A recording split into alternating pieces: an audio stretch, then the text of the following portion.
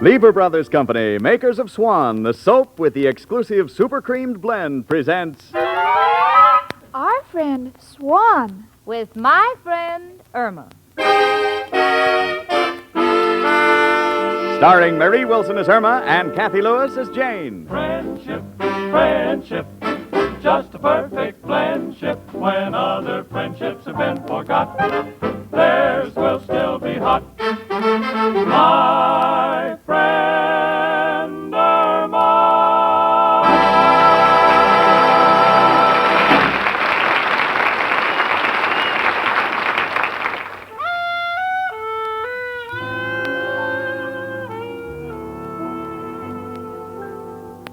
You know, when two girls share an apartment together, I don't think one has any business telling the other how to live.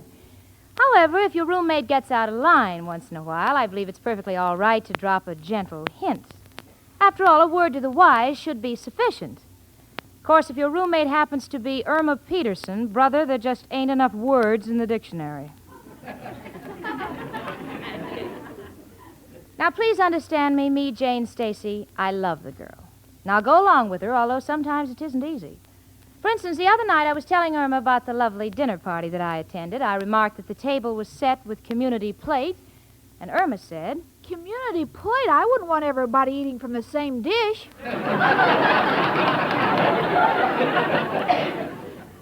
These things don't bother me. After living with Irma a while, you begin to feel like a handball court. Things just bounce off you. Besides, today is a day for celebration. Irma and I have bought a cute little spinet piano for our apartment. Of course, it's a luxury, but Irma and I are both working, and by skimping here and there, we'll be able to meet the payments. That reminds me. Honey, What, Jane? you know, we're going to make a payment on the piano today, and on the 19th of every month, so I've worked out a little budget for us. Well, I'll do just as you say, Jane. That'll be swell, honey. Gee, I got to look over this work I brought home from the office. Oh, gee, Jane, your boss has such confidence in you. He trusts you with everything. Well, most bosses do. Not my boss. Mr. Clyde doesn't trust me with anything. He even puts pencils in the pencil sharpener for me. Why? I don't know, maybe he's tired of pointed erasers. Yeah, well, that happens once in a while. No, only yesterday he called me a bonehead. What for? Well, just as I was opening my lunch, he asked me to get the bank deposit ready, and I got confused. Confused? Yes, because he called me from the bank and said they would not pay interest on 3 tuna fish sandwiches. Well, honey, all jobs have their shortcomings. Not yours, Jane. You're a private secretary, and I'm a plain stenographer. And Mr. Clyde is always yelling at me, telling me I don't know my work. He can't find anything in the files, and when I run out of stamps, I have no business sending a letter COD. Well, honey, you should do something about it. I am. What? I'm going to ask for a raise.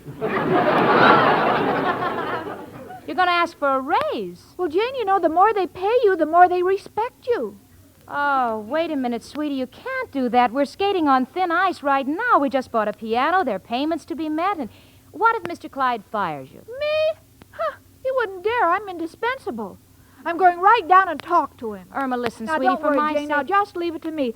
I know how to handle Mr. Clyde. Besides, he's hinted many times that I'm in solid with him.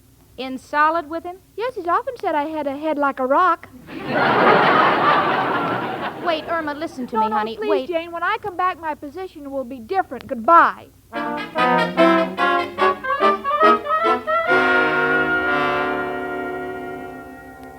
Well, Miss Peterson, what are you doing here on your afternoon off? I want to speak to you, Mr. Clyde. Well, please make it brief. This is the only chance I get to decipher what you've done all week.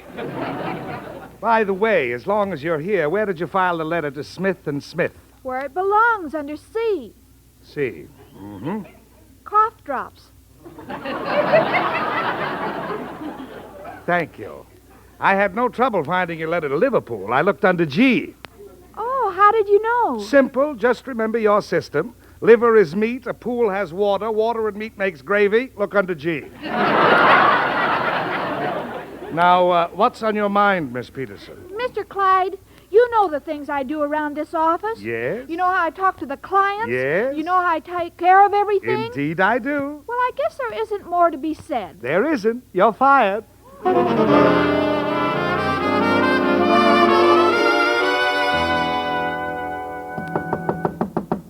in. Hello, Jane. Oh, hello, Richard. I didn't expect you. What's on your mind? Oh, nothing. I just happened to be passing by and... Say, what's this? When did you get the piano? Just today. Oh. Say, it's nice looking. Uh-huh. Hey, nice tone. Yeah. Irma and I always wanted one. It's expensive, but we'll pay it off slowly. Well, you should have a lot of pleasure from it. Oh, does Irma play? She knows one piece. Kitten on the keys. Oh. How does it sound? Like the cat is caught under the piano. But then we both wanted it, and since we're both working, it won't be hard to meet. Excuse me, Richard. Hello? Hello, Jane. Honey, where have you been so long? Oh, places. What do you mean, places? What happened with your raise? I didn't get it. Oh. Well, cheer up, honey. Maybe some other day. Yes, with some other company. Some other company? Jane, I got fired. Oh, Irma, won't you ever learn? How could you let yourself get fired at a time like this after we just bought a piano, we've got payments to meet? Oh, don't worry, Jane. I have something good to tell you when I get home. Where are you? Around the corner. I wanted to break the news to you first. Oh. Well, hurry home. All right, Jane. I'm in the middle of a banana split, but I'll ask them to put it in a bag. Goodbye, honey. Oh, what is she up to now? Now, don't let it upset you, Jane. Oh, Richard, where does that girl get her talent for doing the worst possible thing at the wrong time? So help me, if she wanted to join the Daughters of the American Revolution, she'd get Tokyo Rose to sponsor her. Well, is there any way that I can be of help? No, Richard, please. Now, Irma and I bought this piano. We're going to pay for it. I can meet my share of the obligation, and Irma will just have to pay hers from the $100 savings she has in the bank. Hello, Jane. Oh, hello, Richard. Hello, Irma. Oh, I was just leaving. I'll see you later, Jane. Goodbye. Bye. Jane, you're not angry at me because I was fired. Well, frankly, I am, Irma. You were a fool to get yourself fired just when we needed the money so badly. But you'll probably get another job in a week or so. We can make the payment on the piano today because I just remembered that you have $100 in the bank. Irma, you have $100 in the bank? Irma, why are you looking up at the ceiling? When flies walk upside down, does the blood rush to their backs?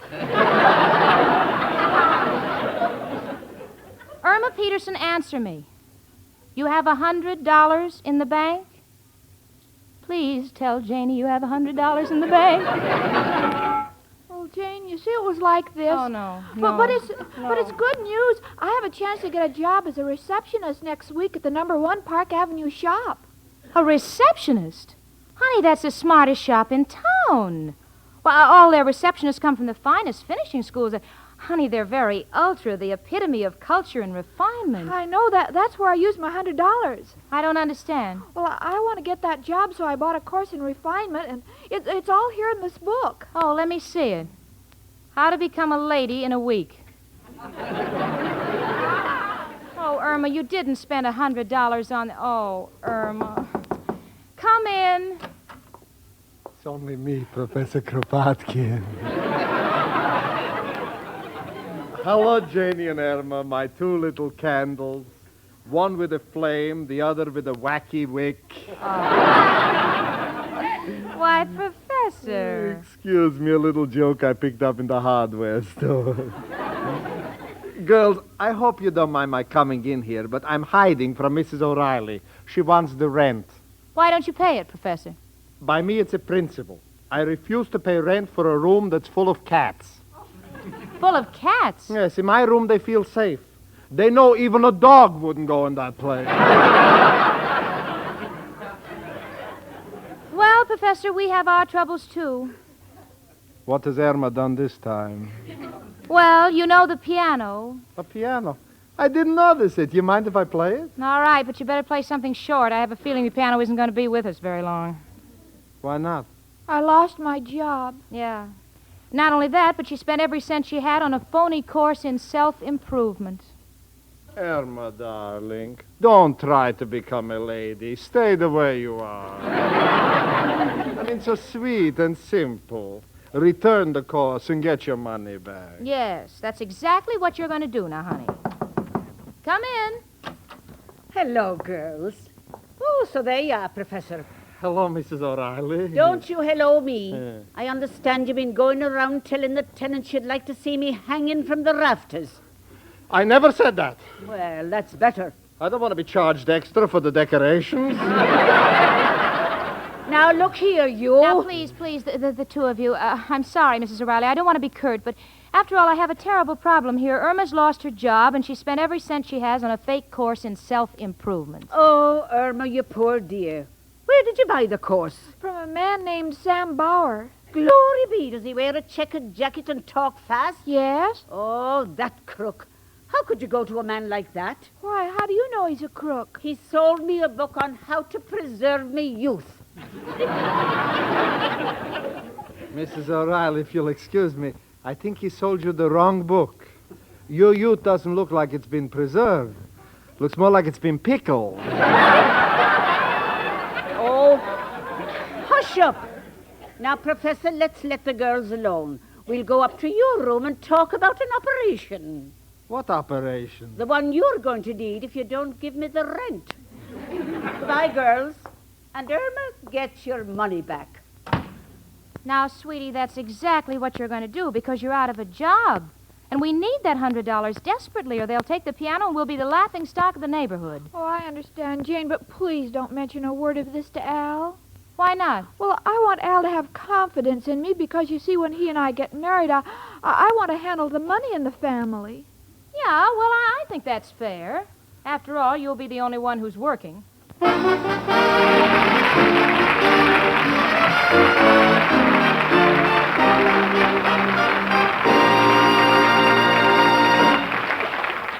And now Susie Swan sings to us. Listen.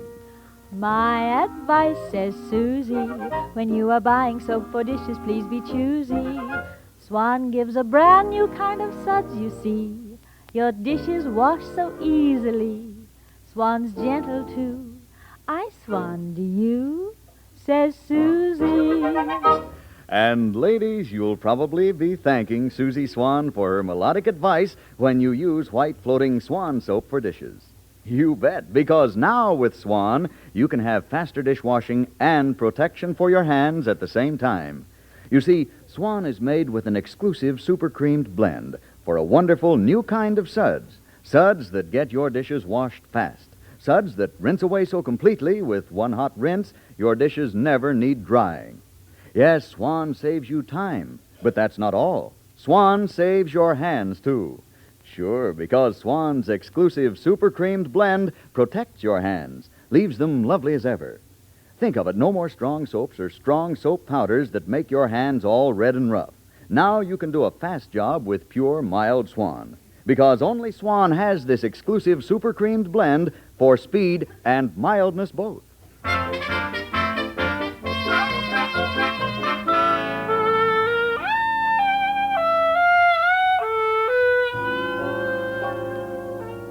Well, I'm at home, pacing the floor, waiting for Irma to come back with the $100 that she spent on that worthless culture course. Oh, gee. I hope she gets it, because there's a payment due on the piano. And I don't want to be at the keyboard playing ballerina while two truck drivers dance off with the piano. Hello, Jane. Irma, did you get the money? No, there was a note on the door. Out to lunch. I think Mr. Bauer likes Mexican food. Mexican food? Yes, because the policeman in front of his office said this guy is headed for the border. Oh. Irma, there goes the 100. Are you angry, Jane? Irma, I don't know what I am any longer. All I know is that I've been living with you for a year, and everything you've bought in that time has been a swindle. First, that refrigerator. Well, everybody buys a refrigerator. Without a motor? Well, a man said that without any moving parts, it would last longer. All right, it could happen.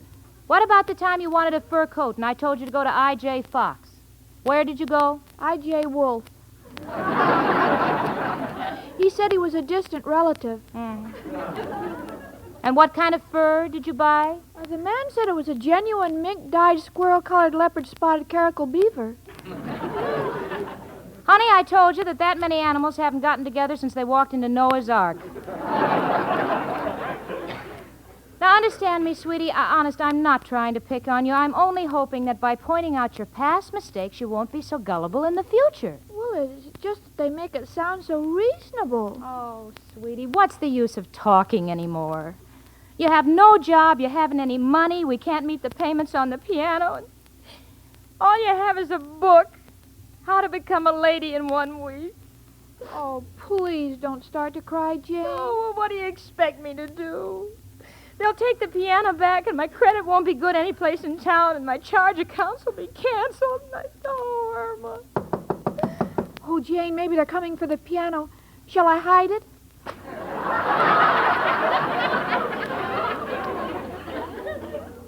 Yes, put it under the rug.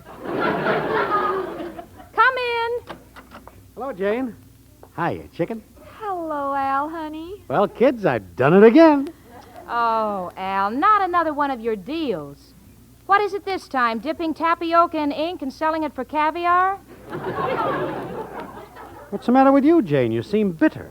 Me, bitter? Oh, don't be silly, Al. I feel wonderful. In fact, I'm going to take a little trip. I'm going out of my mind. Inhibited, Jane. Chicken, what's up? Al, I got fired. Fired? Chicken, how can you tamper with my future like that? That's the worst news I've heard. No, it isn't, Al. I also spent my life savings on this course. Let me see. How to Become a Lady in a Week. Chicken, how could you? Well, I wanted to get some poise and cultured. Haven't you ever felt that way? What, me get poise? Chicken, I'm loaded with it. How many guys do you know who can walk into a theater backwards, light a cigarette, and say to the doorman, going out for a smoke, call me when the newsreel is over? No, Chicken, you shouldn't have bought this book. Hey, what'd you pay for it? $100. $100? Chicken, I think you've laid an egg again. Well, Al, there must be something else we can do. Yeah, well, if there is, there's only one man who can help us. Who, Al? Who else but... Hello, Joe. Al. Got a problem. Gotta find a job. For me? Joe, don't be funny. It's for Irma. She got fired. Wants something in her line. Yeah, well, Irma does typing. Yeah, you remember, the one who typed that letter for your cousin Willie, asking the governor for a pardon? Yeah, well, Joe, don't be sore. She just left out one word. I know she was supposed to write, I am not guilty, and she left out the not. What's one word among friends? Then you're still sore, huh? Don't want to help her. All right, forget it, Joe. Goodbye. Well, what are we going to do now? Don't know, Chicken. Looks kind of hopeless. Oh, Al, I guess I've just ruined everything. Oh, take it easy, Chicken. Oh, no, I'm a burden to all my friends. I treat them all like beasts. That's what I am, a beast of burden. Chicken. Oh, the poor kid. Come in. Hello, Al. Oh, hi, Richard. Hey, where's Jane and Irma? Jane's out for a walk. Irma's in the bedroom crying. Oh, about a job, eh? Yeah, she's taking it pretty hard. Well, that's why I dropped by here. Now, I might have a job for her. Oh. Irma, please come out. This is Richard. I want to talk to you. Hello, Richard. Tell her the good news, Richard. Well, it isn't definite, but I just left the house, and Mother's having tea with Powell Stuyvesant, the editor of Society magazine. Now, he employs any number of girls, and I thought I might talk to him in the morning about employing you. Oh, Richard, you're so sweet. I could kiss you, but then Al would have to kiss Jane, and we'd get all mixed up. Well, I think I'll run over to Papillon Restaurant and see if Jane's there. Now, Irma, I'll call Mr. Stuyvesant in the morning and have him get in touch with you. Goodbye. Goodbye. Isn't it wonderful, Al? Just got an idea, Chicken. What, Al? Why should we wait until tomorrow? Job might be filled. Why don't we drop in on Mrs. Rhinelander now and meet Mr. Stuyvesant socially? Make a big impression. Might even get a better job. But, Al, we weren't invited. We're in the clear. We got an excuse. We'll say we're looking for Richard. No, he won't be there. But, Al, do you think it's right? Chicken, all big deals are not made in the office. It's on the golf course, at tea, at cocktails, at bridge. You got to handle it like the big shots do. Oh, but Mr. Stuyvesant is editor of Society magazine, and Mrs. Rhinelander is... Oh, Al, I'll be so nervous. Maybe I ought to read the book on culture and get some points. That book is a fake. I know the right things to say. We'll give it all to you in a nutshell. All right, Al, I'm ready. Fine. Now, first, upon entering a mixed crowd, make conversation of general interest. Now, these people are high society, so we discuss the Cabots and the Lodges. The Cabots and the Lodges. Also, you drop a comment that you are getting ready for the horse show. You got it? I've got it. Okay, chicken, we go. Strike while the iron is hot. If things go right, in an hour you should have a swell job amongst classy people. All right, Al. Oh, just a minute while I take everything out of my handbag. Well, why are you doing that, chicken? Well, the book said the polite guest never arrives at a party loaded.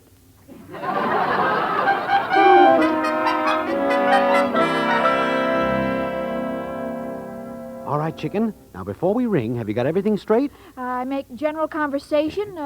I'm getting ready for the horse show, and I talk about the Cabots and Lodges. Okay, I'll ring. Oh, Irma and Al, what a pleasant surprise. What are you doing in the neighborhood? We just dropped by to see Richard. But we know he's not in. Please, chicken. You look very lovely, Mrs. Rhinelander. Well, thank you. Won't you come in? Irma, I've never seen you looking so attractive. Thank you. I'm getting ready for the horse show. Hold it, chicken. Irma, now, while you're here, I'd like to have you meet my guest, Mr. Paul Stuyvesant. Paul, this is Irma Peterson and her boyfriend, Al. How do you do? Delighted. Dorothy, now that your friends are here, how about a rubber of bridge? Bridge? Well... Delighted. Grand thought. Well, then let's sit at this table. Irma, how would you like to be partners with Mr. Stuyvesant? Oh, I'd rather work my way up slowly.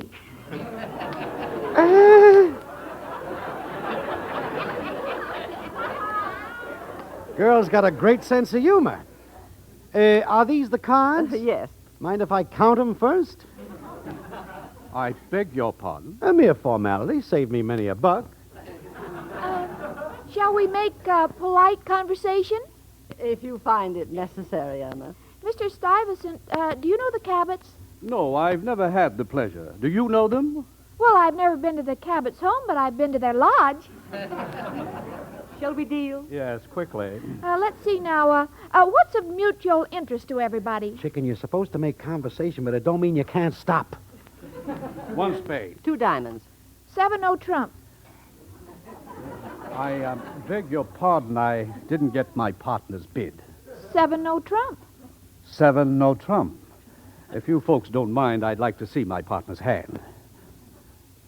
Miss Peterson, how can you make a bid like that? Why not? You're vulnerable. You haven't got an honor. Mr. Stuyvesant, I'm not discussing your character. I don't see why you should discuss mine. Take it easy, chicken. Oh, Mrs. Rhinelander, this is impossible. I think I'll be running along. No, please, Paul, I can explain. Please. Gee, Al, I think I made a wonderful impression. Don't know about that, chicken, but you sure performed a great trick. What was it, Al? You changed a 4-handed bridge game into double solitaire.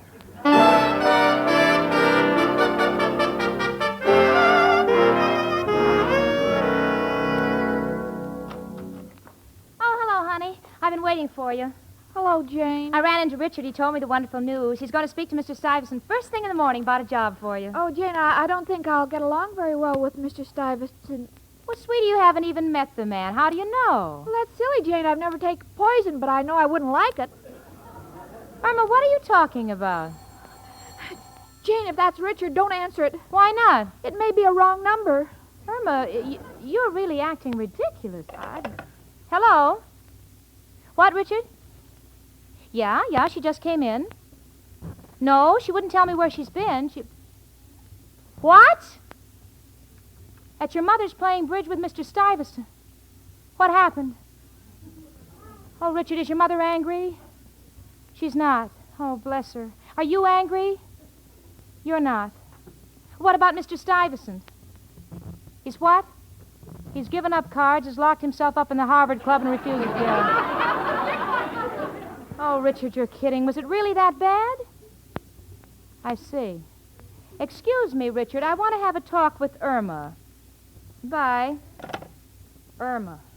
Irma Peterson, how could you? Oh, I'm sorry, Jane. We were so anxious to get the job, and we wanted to do it the social way. You know, strike while the iron is hot. Well, you certainly cooled it off. Oh, honey, goodness knows when you'll get a job and they'll take the piano back and how we pay our bills, and I just... Oh, Irma. Hello? Who? Mr. Clyde?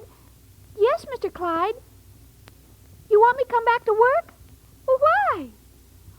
Oh, because you don't know where anything is and you have to go to a psychiatrist. And you have to go to a psychiatrist anyway. Yes, sir, Mr. Clyde. I'll be there first thing in the morning.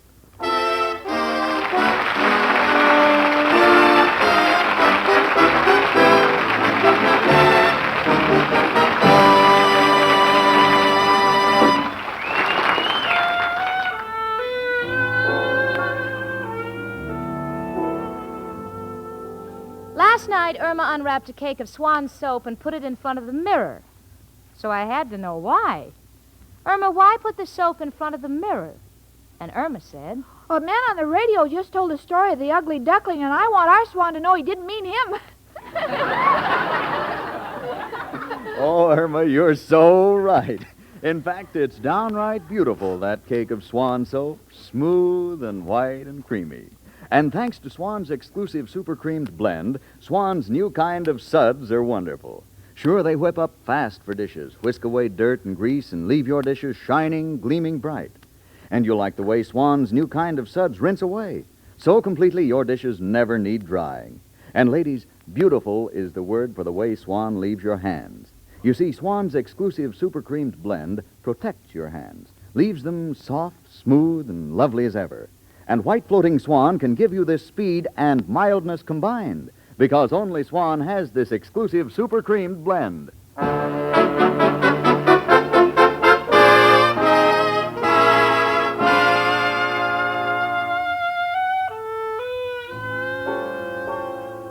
Well, the household at 8224 West 73rd Street is back on a paying basis. I'm working, and Irma's got her old job with Mr. Clyde back. So the piano's here to stay, and Irma practices it diligently.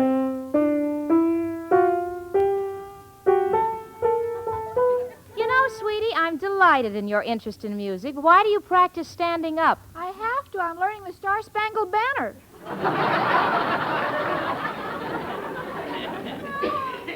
Well, there's nothing I can say except hats off to my friend Irma.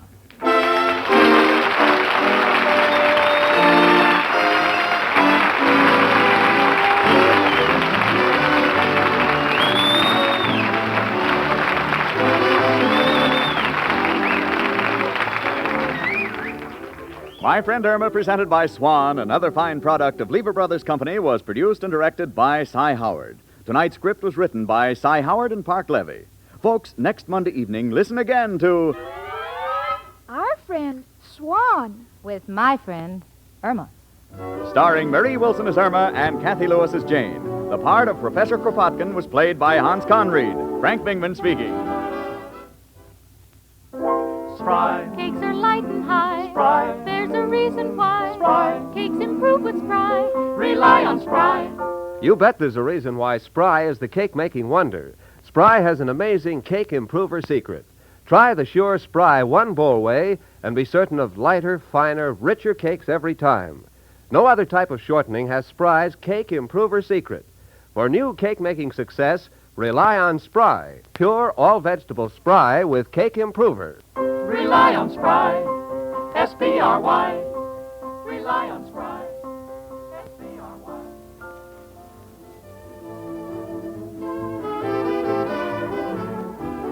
Tune in next week 1 hour earlier and listen to the Lux Radio Theater, immediately followed by My Friend Irma. This is CBS, where 99 million people gather every week, the Columbia Broadcasting System.